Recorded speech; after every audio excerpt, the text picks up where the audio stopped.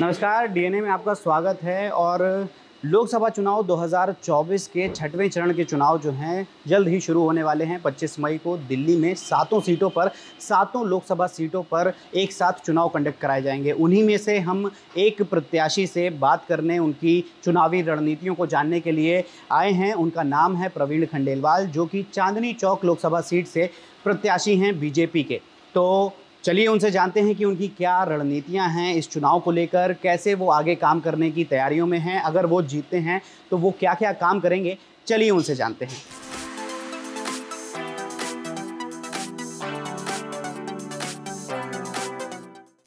बातचीत शुरू करने से पहले हम आपको बता दें कि प्रवीण खंडेलवाल जी जो हैं वो दिल्ली के जाने माने बिजनेसमैन हैं और इसके साथ ही confederation of all India traders association के फाउंडर और नेशनल सेक्रेटरी जनरल भी हैं। और इस बार के लोकसभा चुनाव में प्रवीण जी को पिछली बार दो बार के सांसद रहे हर्षवर्धन जी की जगह पर इस बार चुनावी रण में उतारा गया है और प्रधानमंत्री जी ने उनका नाम खुद चूज़ किया है, तो ये एक बहुत बड़ी बात होती है।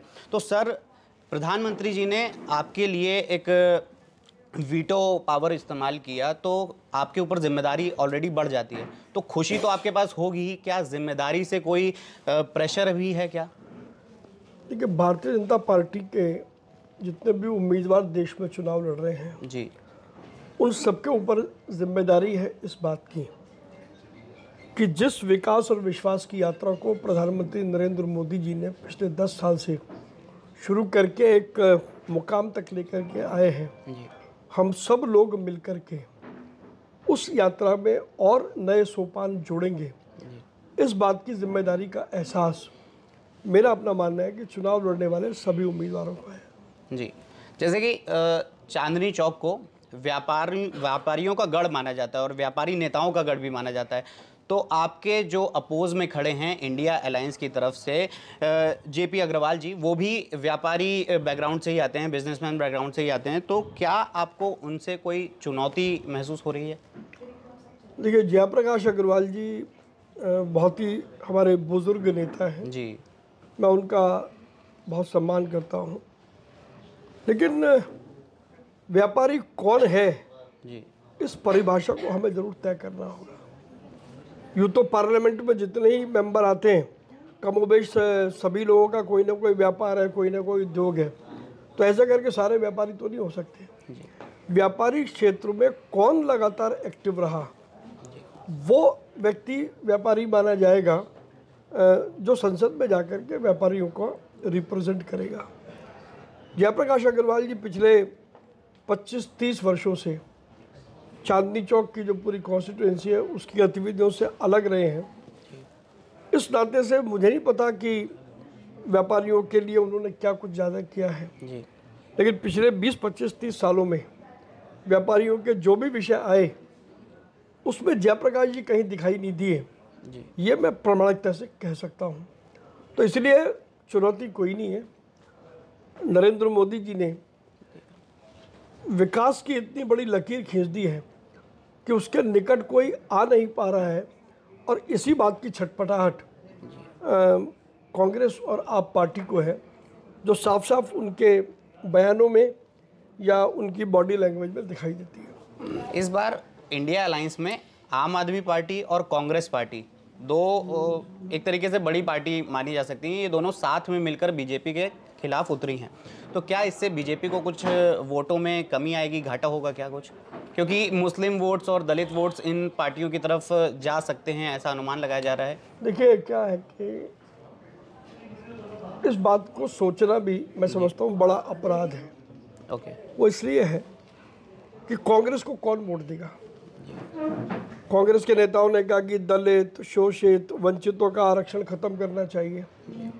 तो ये दलित, शोषित, वंचित वर्ग के जो लोग हैं, जिनको नरेंद्र मोदी जी पिछले 10 सालों में उनको सशक्त कर रहे हैं, उनको मजबूत कर रहे हैं, और जिसके परिणाम उन सबको दिखाई देते हैं, वो कांग्रेस को वोट करेंगे।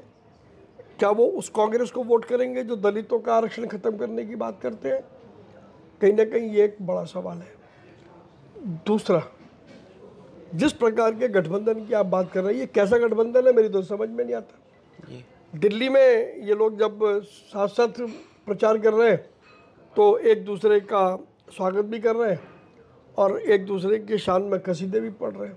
जी। लेकिन जब यही दो नेता पंजाब चले जाते हैं, वो कहता है कि ये धोखेबाज है, झूठा है, मक्कार है, वो कहते हैं ये धोखेबाज है, ये झूठा है, वो मक्कार है, तो जनता किसकी बात को सच माने? जो दिल्ली में कहा उसको सच माने या जो पंजाब में कहा उसको सच माने? तो ये अंतर विरोध है, और जब जब अंतर विरोध होगा व्यक्ति की विश्वसनीयता खतरे में पड़ती है। जी। तो कांग्रेस पार्टी ने जो भी थोड़ी उनकी बची कुची अगर क्रेडिबिलिटी थी, वो अरविंद केजरीवाल जी की पार्टी के साथ हाथ मिला करके उसको भी समाप्त कर दिया है। इसलिए चुनाव चांदनी चौक में हम रिकॉर्ड वोटों से जीत रहे हैं, इसमें कोई संदेह नहीं है। ये दीवार पर लिखी हुई इबारत है। जी। तो चांदनी चौक में ऐसी काफ़ी सारी समस्याएं हैं जो कि पिछले कई वर्षों से अभी तक बनी हुई हैं। तो आपको क्या लगता है कौन सी 2 समस्याएं बहुत बड़ी हैं और उनके लिए आपका ब्लूप्रिंट क्या है? आप चांदनी चौक क्षेत्र की बात कर रहे हैं या चांदनी चौक लोकसभा की बात कर रहे हैं? चांदनी चौक क्षेत्र की बात कर रहे हैं सर, जो जहाँ पे सारे व्यापारी हैं, जिनकी सारी दुकानें हैं, सारे काम धंधे होते हैं। देखिए, पिछले 10 सालों में जी, दिल्ली सरकार ने पूरी तरीके से हमारी मार्केटों की उपेक्षा की है। जी, हम सब जानते हैं कि व्यापार के कोई नए अवसर बनाए नहीं गए। जी, जो व्यापार था उसको भी खत्म करने का एक सुनियोजित षड्यंत्र वो आम आदमी पार्टी ने किया, गहन उपेक्षा की। जी। आज चांदनी चौक की अगर हम बात करें तो वहाँ लोडिंग अनलोडिंग नहीं हो सकती। अगर दिन में लोडिंग अनलोडिंग नहीं होगी तो फिर दुकानदारी कैसे चलेगी? जी। पहली बात है। बिजली के लंबे लटके तार हैं, आज तक किसी ने उसके विषय में सोचा नहीं। जी। वो पूरे जीवन के लिए बहुत बड़ा खतरा है। मार्केटों में दिन में पानी नहीं आता, साफ सफाई भगवान भरोसे है। जी। सड़कें टूटी फूटी हैं। नगर निगम आए दिन व्यापारियों को नोटिस भेज रहा है। पार्किंग का चार्ज देने के बाद भी, हजारों करोड़ रुपए देने के बाद भी एक व्यापारी को पार्किंग नहीं मिली है। जी। ट्रैफिक बदहाल स्थिति में है। तो चांदनी चौक को पिछले 10 सालों में जिस तरीके से प्रताड़ित किया गया, जी। वो कहीं ना कहीं हमारे व्यापारियों के दिलो दिमाग पर है। दूसरा, केजरीवाल जी ने कहा कि मैं दिल्ली के 5 बाजारों को ब्यूटीफाई करूंगा, ये करूंगा, वो करूंगा। मंत्रियों के दौरे भी हुए, लेकिन आज 3-4 साल होने को आ गए, एक कागज भी इधर से उधर नहीं हुआ। तो जो मूल बात है, जी। आम आदमी पार्टी का जो मूल है वो कन्फ्यूज़न क्रिएट करना है, भ्रम फैलाना है, और उस भ्रम में कहीं ना कहीं लोगों को झूठे सच्चे वादे दे करके अपनी ओर आकर्षित करना है। जैसा आपने कहा कि पिछले 10 सालों से आम आदमी पार्टी ने कोई भी विकास कार्य नहीं किया है वहाँ पे, लेकिन आम आदमी पार्टी इसका उल्टा बोलती है, कहती है कि हम तो काम करना चाहते हैं लेकिन केंद्र में परमिशन ही नहीं देता है, केंद्र हमारी मदद ही नहीं करता है। ऐसा कौन सा काम है जी जिसको केंद्र ने करने से रोक दिया? जी। बल्कि मैं अगर उनके ऊपर यह आरोप लगाऊं कि प्रधानमंत्री नरेंद्र मोदी ने आयुष्मान योजना शुरू की थी, क्यों अरविंद केजरीवाल जी ने दिल्ली के 70 लाख लोगों को 5 लाख की मेडिकल सहायता से महरूम किया? सिर्फ इसलिए क्योंकि वो प्रधानमंत्री नरेंद्र मोदी की योजना है। आखिर राजनीति में कौन कितना नीचे गिरेगा? जी। यानी आप केवल अपने अहम की संतुष्टि के लिए लोगों को जो मेडिकल फैसिलिटी का फ़ायदा मिलता है 5 लाख रुपए तक का, आप अपराध है केजरीवाल जी का कि उन्होंने दिल्ली के लोगों को मेडिकल से महरूम रखा। दिल्ली के बराबर नोएडा वाला ले रहा है, फरीदाबाद वाला ले रहा है, सोनीपत वाला ले रहा है, गुड़गांव वाला ले रहा है, लेकिन दिल्ली का आदमी स्कीम के होते हुए दिल्ली को ना ले, तो ये सीधे तौर पर अरविंद केजरीवाल के ऊपर एक बड़ा सवाल खड़ा होता है, जिसका जवाब उनको देना पड़ेगा। जी। जैसे कि देश में जो चांदनी चौक में आप जो हैं सबसे बड़े व्यापारी संगठन के नेशनल सेक्रेटरी जनरल हैं, और आपने कुछ सालों पहले, 3-4 साल पहले एक नेशनल टेलीविज़न पर बोला था कि कोई भी युवा अगर एंटरप्रेन्योर बनना चाहता है, उसको मदद चाहिए, तो हम उसकी मदद करने को तैयार हैं। तो आपने तब से अब तक कितने युवाओं की मदद करी? बाद जिस कार्यक्रम में मैंने ये जिक्र किया था जी, उस कार्यक्रम के बाद लगभग 12 लोगों की हम लोग हैंड होल्डिंग कर रहे हैं। ओके। मैंने ये कहा कि सांसद बनने के बाद मैं अपनी कॉन्स्टिट्यूएंसी में जी स्टार्टअप का इंक्यूबेशन सेंटर चलाऊंगा। जी तो वो जो स्टार्टअप का इंक्यूबेशन सेंटर है, ये मेरे उसी वचन के आगे की कड़ी है जो मैंने जिस टीवी चैनल के कार्यक्रम का आप जिक्र कर रहे हैं, जिसमें मैंने कहा था, मैं आज भी आपके चैनल के माध्यम से कहना चाहता हूँ, चांदनी चौक ही नहीं, पूरी दिल्ली में, और दिल्ली नहीं पूरे देश में, जिस किसी व्यक्ति को यदि कोई अपने आइडिया को डेवलप कराना हो, कोई छोटी बड़ी इंडस्ट्री लगानी हो, कोई छोटा बड़ा व्यापार लगाना हो, तो मैं आज भी और अभी भी और आने वाले लंबे काल तक मैं उनके साथ सहयोग करूंगा। और मैं इस बात को सुनिश्चित करूंगा कि अधिक से अधिक लोगों के जो आइडियाज़ हैं वो एक बड़ी इंडस्ट्री के रूप में हमारे सामने आए। सर, आपने एक मुहिम चालू करी थी चीनी वस्तुएं जो हैं, चाइनीज़ प्रोडक्ट्स हैं, उनके बहिष्कार की, और उसका नाम था भारतीय सामान हमारा गौरव। लेकिन अगर हम पिछले 10 सालों की बात करें, अगर 2015 से 2022 का जो आंकड़ा आया है उसकी अगर बात करें, तो भारत ने लगभग $620 बिलियन का सामान जो है वो चाइना से खरीदा है। आपका आंकड़ा भी जगह पर सही हो सकता है जी। हमने बॉयकॉट चाइनीज कैंपेन से जी चाइना को 1 लाख करोड़ रुपए के व्यापार का नुकसान दिया है। जी। ये जो फिगर आप $620 बिलियन की बता रहे हैं, इनमें आपको देखना होगा कि वो आइटम कौन से हैं जिनकी इंपोर्ट बढ़ी है। कहीं वो स्ट्रेटेजिक आइटम तो नहीं है। मैंने जिन आइटमों के लिए कहा था वो आइटम है रोज़मर्रा की खरीदी का सामान, हमारे त्योहारों पर बिकने वाला सामान, इस प्रकार के सामान जो छोटे मोटे प्रोडक्ट्स हैं चाइना के, जो हम लोग हमारा फुटवियर है और बहुत सारी चीज़ें हैं जी। तो आज आप देखेंगे कि पिछले 4 वर्षों के अंदर जी हमारा जो लेटेस्ट पिछले साल रहा जी, हमने 1 लाख करोड़ रुपए का व्यापार चाइना को करने नहीं दिया जी। और वो 1 लाख करोड़ का व्यापार हमारे हिंदुस्तान के निर्माताओं ने और व्यापारियों ने लिया जी। तो जो पैसा पहले बाहर जा रहा था वो पैसा बाहर नहीं जाएगा, वो अंदर पैसा है। इस कारण से हमारी स्थिति बड़ी स्पष्ट है।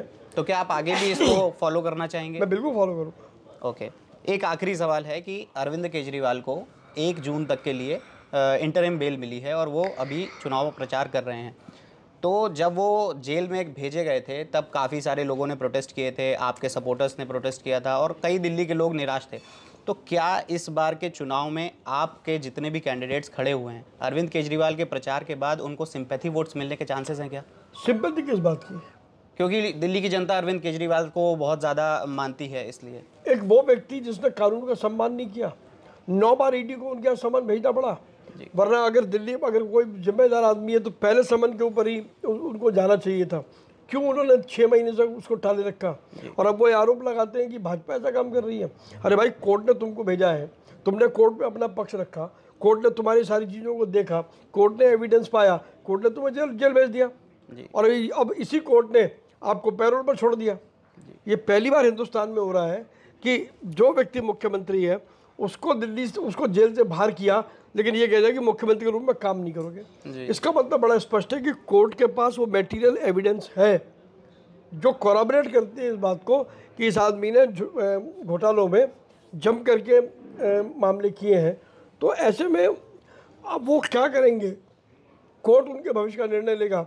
लेकिन क्योंकि कहने के लिए हमारे पास कुछ नहीं है तो हम कह दें कि उन्होंने हमको जेल भेज दिया, ये सरासर अन्याय है और दिल्ली की जनता इस खेल को समझती है। लेकिन इस ऐसे मोमेंट पे केजरीवाल का बाहर निकलना और उन्होंने इस मुद्दे को इस तरीके से प्रेजेंट किया है कि कोर्ट के पास कुछ नहीं है इसलिए हमको बेल मिल गई, क्योंकि अगर कुछ होता तो हमको बेल नहीं मिलती। कोर्ट के पास कुछ नहीं है तो कोर्ट ने उनके मुख्यमंत्री की पावर्स क्यों छीन ली? फिलहाल क्यों कहा कि आप बाहर निकल करके मुख्यमंत्री के रूप में दफ्तर भी नहीं जाएंगे, कागज भी साइन नहीं करेंगे?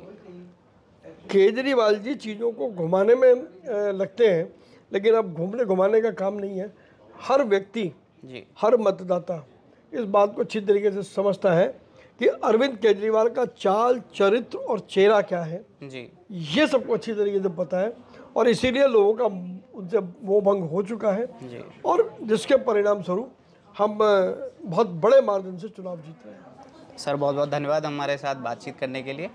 और भी ऐसे ही वीडियोस के लिए जुड़े रहिए DNA के साथ।